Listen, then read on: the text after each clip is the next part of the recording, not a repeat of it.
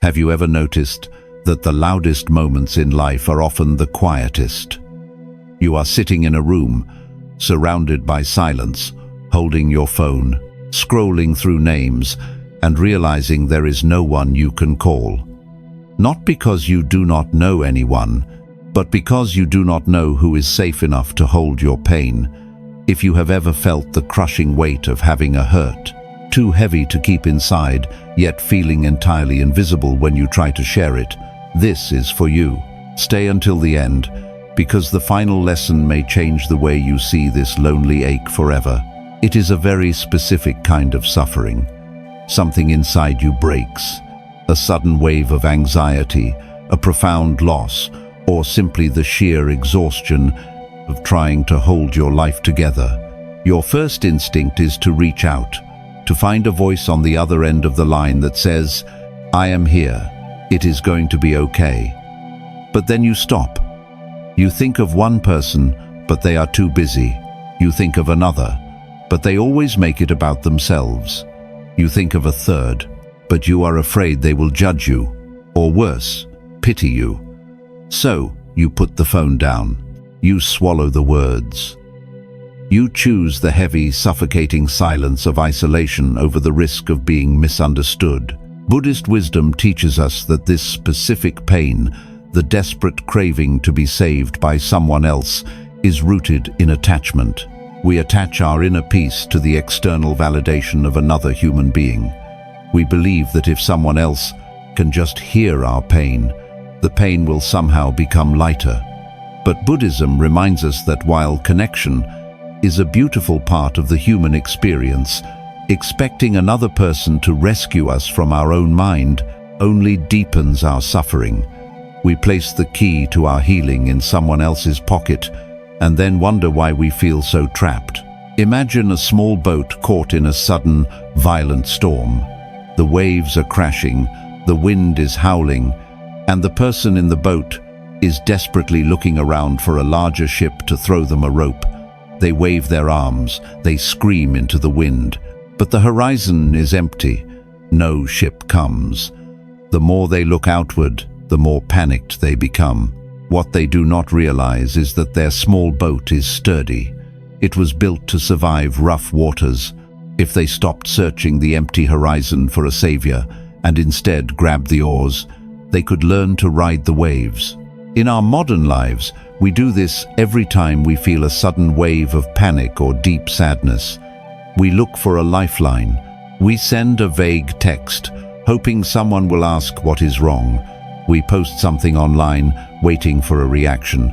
We silently build resentment toward the people who do not notice we are drowning. We become angry at our friends, our partners, or our family for not knowing how to comfort us. But this anger is just fear in disguise. It is the fear that we are not enough to handle the storm alone. Ask yourself, when you desperately reach for your phone in a moment of pain, what are you actually looking for? Are you looking for genuine connection, or are you looking for a quick escape from yourself? What are you afraid will happen if you simply sit with the pain for a few moments without trying to hand it to someone else? The next time this happens, do not immediately run from the silence. Pause. Breathe. Before you scroll through your contacts, put the phone face down. Place your hand on your chest. Feel the slow rise and fall of your breath. Let the feeling rise without making it your entire identity. You do not have to fix the pain in this second. You just have to acknowledge it. Be the calming presence you are desperately seeking from someone else. Because peace is not something you will find at the end of a phone call. It is something you make space for, right where you are. But letting go of the need to be rescued is only the first step. It forces us to confront a difficult realization about the people we have been waiting for. And this is where the next truth begins. 2. The illusion of the rescuer. What if the person you are waiting for is just as lost as you are? Here is a truth that few people want to face. When you are hurting, no one is coming to save you. And desperately waiting for someone to do so is the very thing keeping you trapped in your pain. We often carry a hidden expectation in our hearts. We believe that if we just find the right partner, the right friend, or the right mentor, we will finally have a safe place to put our sadness. We build an idealized version of a rescuer in our minds, someone who will always know the right words to say, who will never be too busy, and who will instantly make the heavy feelings disappear. When the people in our lives fail to be this perfect savior, we feel deeply betrayed. We feel abandoned. We feel as though our pain does not matter to anyone. But Buddhist wisdom teaches us that this expectation is a deeply painful form of clinging. We suffer because we demand that imperfect, changing human beings become permanent, unshakable shelters for our emotions. Buddhism reminds us that every person you know is fighting their own unseen battles, carrying their own weight, and navigating the unpredictable nature of their own minds. Expecting another human being to be your ultimate refuge is an illusion. It is a burden no one can carry for you. Imagine two travelers in a dark, sprawling forest. Your lantern has suddenly gone out, leaving you entirely in the dark. Cold and frightened, you sit on the path, waiting for someone to come by with a blazing torch to light your way and guide you home. Occasionally, someone walks past, but they do not have a blazing torch. They are only carrying a small, flickering candle, carefully shielding it from the wind so they do not lose their own way. If you demand that they give you their light, you risk leaving both of you in the dark. Instead of waiting for a savior, you have to learn to strike your own match. Think about how this illusion plays out in your own life. You have a terrible day, or an overwhelming wave of anxiety hits you out of nowhere. You send a message to someone you love, hoping for a deep, comforting conversation. They reply with a short, distracted text. Instantly, your chest tightens. You feel rejected. You tell yourself they do not care. But they are not rejecting you. They are simply tending to their own flickering candle. They are dealing with their own exhaustion, their own fears, and their own human limits. Ask yourself, how much of your current suffering comes from the story that people are failing you, when in reality they are just being human? What are you still holding on to? Are you truly angry at them for being busy? Or are you angry at your own vulnerability? When you feel let down by someone's lack of response, stop, breathe. Do not let the disappointment turn into resentment. Silently say to yourself, they are human and I am human. Observe the feeling of rejection without following it down a dark path. Release the impossible burden you have placed on their shoulders, because true peace does not come from someone else miraculously reading your mind and fixing your mood. It comes from dropping the illusion that anyone else is meant to carry your inner world. But to stop looking for a rescuer outside of yourself, you must first learn how to stop abandoning yourself. And this is where the next truth begins. 3. Taking refuge in yourself first. What if the reason you feel so entirely alone is not because everyone else has abandoned you, but because you have abandoned yourself? Here is the truth few people want to face.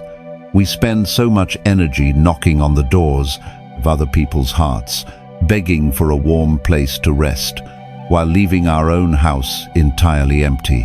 When pain strikes, we instinctively run from our own minds. We treat our inner world like a dangerous landscape we do not want to walk through alone. We distract ourselves with endless scrolling, we bury ourselves in work, or we obsessively check our phones waiting for a message. We do everything possible to avoid sitting in a quiet room with our own anxiety, our own grief, or our own feelings of unworthiness. We search desperately for someone to tell us we are okay, because we refuse to tell ourselves that we are okay. We become our own harshest critics right in the moment when we need the most compassion.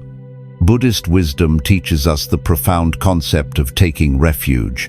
While it is natural to seek comfort in the world, the only true, unshakable refuge is the one you cultivate within. In Buddhist thought, mindfulness is not just about being present, it is about being a welcoming host to whatever arrives at your door. If you treat your own sadness like an unwanted intruder, you will always be looking for someone else to come and chase it away. But if you can learn to sit with your pain, you realize you have always possessed the strength to hold it. Imagine a sturdy house caught in a bitter winter storm. The wind is howling and the temperature is dropping. The person living there is terrified of the cold. Instead of gathering wood and lighting the fireplace in their own living room, they run out into the freezing storm, frantically knocking on their neighbors' doors, begging to be let in to sit by their fires. They are freezing, exhausted, and feeling rejected when the doors do not open fast enough. But all the while, their own fireplace is waiting. The warmth they are desperately running through the snow to find is already built into the foundation of their own home. They just have to stay inside long enough to light the fire. Think about how this happens in your daily life. You feel a sudden wave of inadequacy after a long day of giving your energy to people who did not say thank you. The loneliness hits. You want to escape the heavy feeling, so you reach for the phone. You want someone else to validate your worth. But you are just running into the snow. The true work is staying inside. Ask yourself, when was the last time you actually sat down with your own heavy feelings and said, "I am listening"? Are you terrified of the silence because of what you might hear? What are you afraid will happen if you simply stay with yourself when you are hurting? The next time you feel the urge to run from your own mind, stop, stay in the room, place your hand on your chest or rest it gently on your lap. Silently say, "I am here, you are safe." Let the storm pass without becoming the storm. Do not abandon yourself when you need your own presence the most. Because true sanctuary is not found in the arms of another person. It is found in the quiet realization that you are capable of holding your own heart. But learning to sit with yourself does not mean you must shut the world out entirely. And this is where the next truth begins. 4. The difference between isolation and solitude. What if the very emptiness you are trying to escape is the only place you can truly find yourself? Here is the truth few people want to face. There is a profound difference between being alone and being lonely. You can scroll through 100 names in your phone, stand in a crowded room, or sit across the table from someone you love, and still feel completely, devastatingly invisible. When you are hurting and feel there is no one to call, the mind immediately builds a prison. We convince ourselves that our aloneness is a punishment. We withdraw. We stop replying to messages. We sit in the silence and let it turn bitter. We believe that because no one is actively reaching out to comfort us, we are entirely disconnected from the world. We confuse the physical reality of a quiet room with the emotional agony of isolation. Buddhist wisdom teaches us that isolation is a heavy illusion born from attachment and fear. We suffer because we believe we are entirely separate from the world, cut off and forgotten by the people we care about. But Buddhism reminds us that there is another way to experience being alone: solitude. Isolation is an emotional cage created by craving external attention. Solitude, however, is a state of deep, quiet connection with yourself and the present moment. It is the profound realization that you do not need an audience to be whole. Imagine a heavy wooden door in a quiet room. Isolation is sitting inside that room, locking the door from the inside and crying because no one is trying to break it down. You sit in the dark, measuring your worth by whether or not someone comes to rescue you. Solitude is sitting in the exact same room, but the door is wide open. The sunlight is pouring in. You are not waiting for anyone to enter, to make you feel safe. You are simply enjoying the quiet warmth, knowing that if someone arrives, they are welcome. But if the room remains empty, you are still at peace. Think about your own life. How often do you lock the door from the inside? You see pictures of friends gathering without you. You feel misunderstood by your family. You have a heavy thought and nowhere to put it, so you retreat into your shell. You silently tell yourself, "No one cares anyway," and you pull away even further. You build a wall of silence, and then feel devastated that you are trapped behind it. Ask yourself, are you truly isolated right now, or are you just actively ignoring the presence of your own company? Are you locking the door and blaming the world for not knocking? Is this quiet moment actually a punishment, or is it an invitation to finally rest? The next time the heavy silence creeps in, stop, breathe. Do not immediately reach for a distraction to numb the quiet. Stop trying to force the world to look at you. Let the quiet just be quiet. Let it be an open room rather than a cage, because peace is not found by frantically filling the empty spaces in your life. It is found when you stop fearing the silence. But before you can truly open that door to the world again, you must first let go of the anger you hold toward those who did not check on you in the dark. And this is where the next truth begins. 5. Releasing the resentment of being unseen. Here is a truth that is deeply uncomfortable to admit. The pain of being alone is often much lighter than the heavy resentment we carry toward those who left us there. When you are hurting and no one notices, it is easy to begin keeping a silent scorecard in your mind. You remember exactly who did not check on you when you went quiet. You note who viewed your message but did not reply. You build an invisible wall of bitterness, telling yourself that if they truly cared, they would have noticed your suffering. We become angry at our friends, our family, or our partners for not reading our minds and rescuing us from our dark days. But this quiet anger does not make us feel safer. It only makes us feel more profoundly isolated. Buddhist wisdom teaches us that holding on to resentment is a severe form of self-inflicted suffering. In Buddhist thought, anger is often compared to a fire that burns the very person holding it. When we cling to the belief that others have purposely failed us, we are attaching our inner peace to the impossible expectation that everyone around us must be perfectly attuned to our needs. Buddhism reminds us that people are navigating their own complex, messy realities. Their failure to see your pain is rarely a rejection of your worth. It is usually just a reflection of their own distraction, their own exhaustion, and their own human limitations. Imagine a traveler walking through a long, beautiful valley. Along the way, they encounter people who accidentally bump into them or fail to greet them. For every perceived slight, the traveler picks up a heavy stone and places it in their backpack. They believe that by holding on to these stones, they are proving how unfair the journey has been. But the people who bumped into them are long gone, walking their own separate paths. The traveler is the only one dragging the crushing weight, exhausting themselves, waiting for an apology that will never come, and entirely missing the beauty of the valley around them. Think about how you carry these stones in your own life.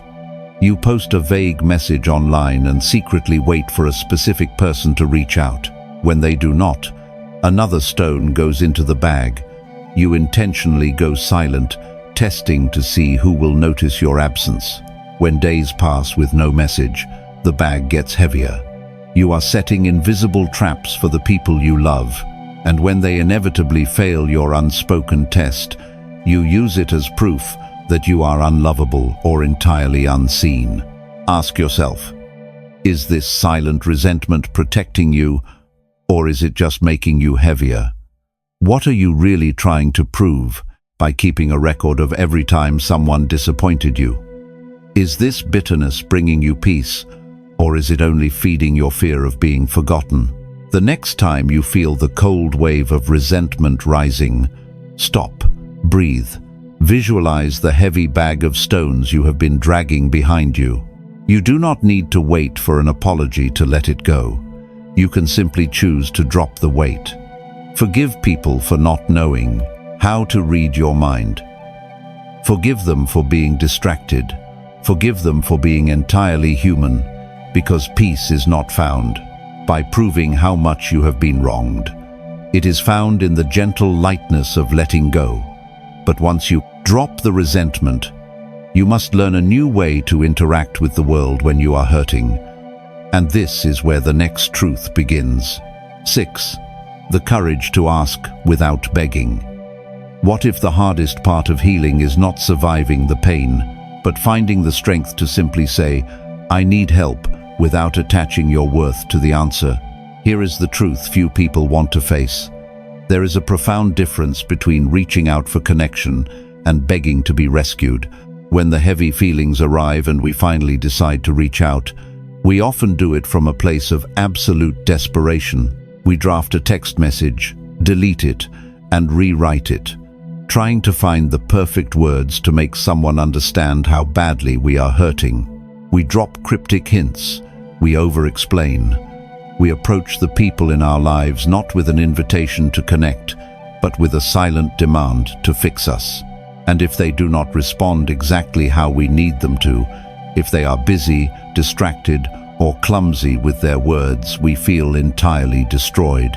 We feel as though we begged for our lives and were ignored.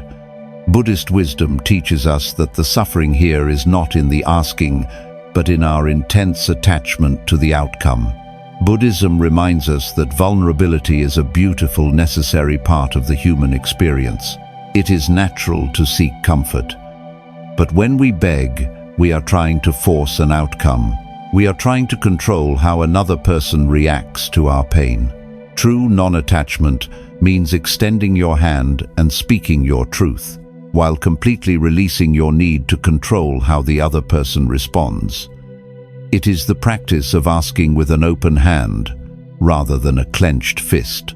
Imagine standing on the shore of a deep, fast-moving river, needing to get to the other side. You see a boat passing by.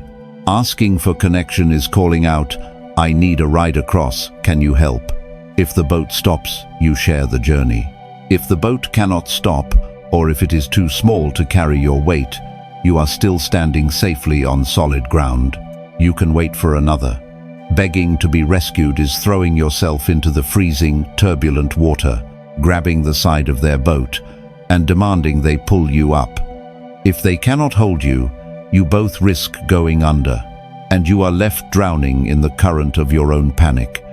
Think about how this happens in your relationships. You are having an incredibly difficult day. You send a message to a friend saying, "I am really struggling right now." That is the shore. That is true courage. But if they take 4 hours to reply, or say they are overwhelmed with their own day, begging is when you start spiraling. You send angry follow-up texts. You tell yourself you are a burden.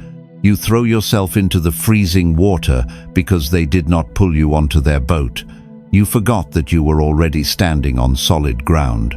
Ask yourself, when you finally reach out to someone, are you giving them the freedom to say no? Are you asking for connection, or are you demanding salvation? What are you afraid will happen if you simply state your needs and allow the other person to respond in their own time? The next time you need to share your pain, stop, breathe. Do not let the fear of rejection twist your vulnerability into a demand. Speak your truth simply. Say, "I am having a hard time today and could use a friend." Do your part, then release the outcome. Let them answer without trying to force the door open. Because true peace is not about getting the exact response you want from the world. It is about having the courage to speak your truth without needing someone else to validate it. But even when we find the right people who can hold our pain, we must remember that no comfort lasts forever. And this is where the next truth begins. 7. Embracing the impermanence of relationships. What if the hardest part of finding someone to call is accepting that the people who held you yesterday might not be able to hold you today? Here is the truth few people want to face. We suffer not just because we are lonely, but because we expect the people in our lives to remain permanently unchanged. When we finally find a friend, a partner, or a mentor who understands our pain, we instinctively cling to them. We make them our designated safe harbor. We expect them to always answer the phone, always know the right words, and always be the exact same person they were the first time they comforted us. But life shifts. They get busy, they move away, they experience their own grief, or they simply grow into a different version of themselves. When this happens, we feel profoundly abandoned. We take their changing capacity to be there for us as a personal betrayal. Buddhist wisdom teaches us the profound reality of impermanence. Everything in this world, every feeling, every situation, and every human relationship is in a constant state of flux. In Buddhist thought, the root of our deepest suffering is expecting a temporary, evolving connection to become a permanent, unshakable guarantee. Buddhism reminds us that human connection is beautiful precisely because it is fragile. When we practice non-attachment, we do not love people less. We actually love them more deeply because we allow them the freedom to change without making their evolution a threat to our own inner peace. Imagine looking up at a vast, open sky on a warm afternoon. A magnificent glowing cloud drifts overhead, providing perfect cool shade from the burning sun. It is natural to feel grateful for the relief it brings. But if you try to build your life exactly on that spot, expecting art-specific cloud to stay locked in place forever to protect you from the heat, you will inevitably end up burning. The nature of the cloud is to drift. The nature of the wind is to blow. The sky does not mourn the passing of the cloud. It simply remains open, holding space for whatever drifts by next. Think about how this resistance plays out in your own life. You have a friend who used to listen to you talk for hours late at night. Now, they have a demanding new job, a new relationship, or a silent struggle of their own. Their replies become shorter. The late-night phone calls stop. Instead of feeling gratitude for the season when they were your shade, you feel bitter. You replay old conversations and wonder what you did to push them away. You try to force them back into the role they used to play, exhausting yourself and pushing them further away in the process. You are desperately trying to nail a cloud to the sky. Ask yourself, are you suffering right now because someone actually betrayed you, or because you are refusing to let them be human and change? What are you afraid will happen if you simply accept that their role in your life has naturally shifted? Are you loving the person they are today, or are you clinging to a memory of who they were yesterday? The next time you feel the sting of a shifting relationship, stop, breathe. Do not send the angry message. Do not spiral into the belief that you are suddenly unlovable. Observe the change without fighting it. Silently thank them for the warmth they provided in the past, and gently release your grip on how they must act in the future. Let the cloud drift, because peace is never found by trapping the people you love. It is found in appreciating the connection while it is here, and letting it go when the wind changes.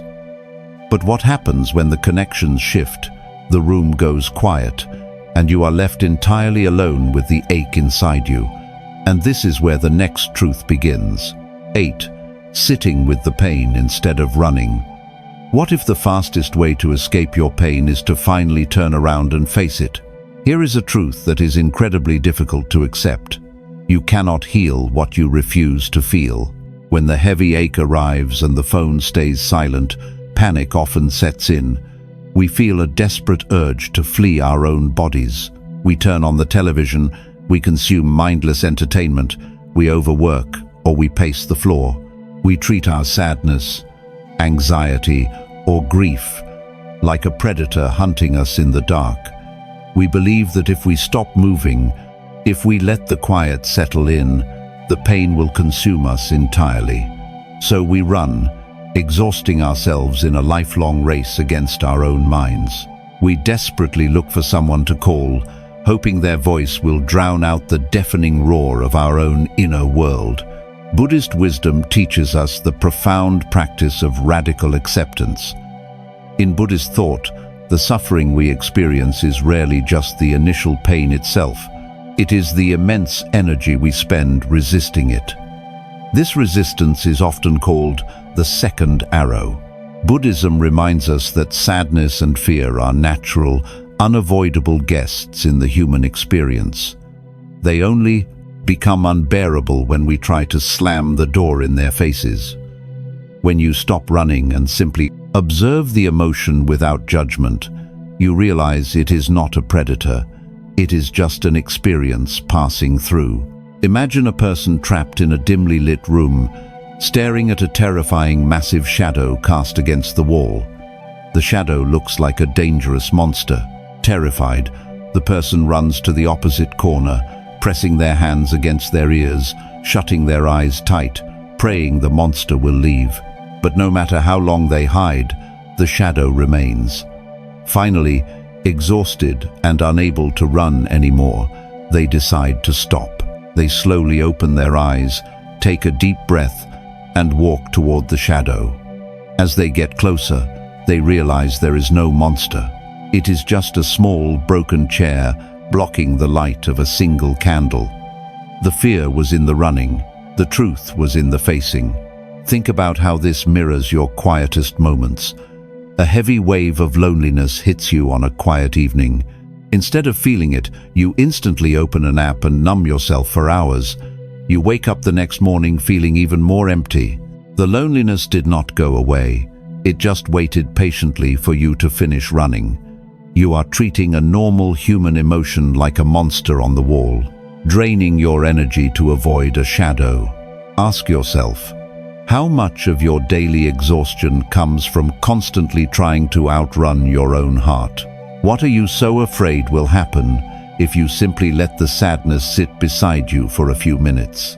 Is the feeling truly going to destroy you, or is it just asking to be acknowledged?